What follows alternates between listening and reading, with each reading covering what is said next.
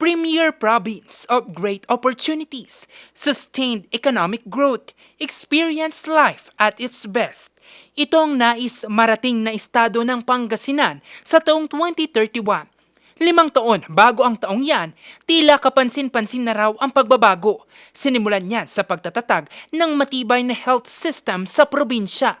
Natutuwa ako because hindi pa 2031, it seems that we have been achieving so much of the goals that we have set for our mission and vision. Katunayan, kasabay ng ika-46 na founding anniversary ng Bayambang District Hospital, ipinasakamay na ang bagong dietary building at isang unit ng mammogram. I'd like to reiterate the vision of Pangasinan.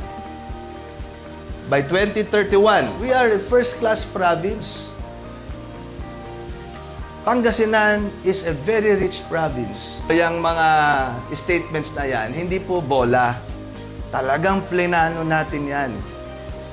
Bago natin pinasok itong mga programang ito, alam na natin ang end result. Sa ngayon, nagpapatuloy ang pagbalangkas ng programa ng pamahalang panlalawigan upang matiyak ang matatag, malusog at maunlad na Pangasinan.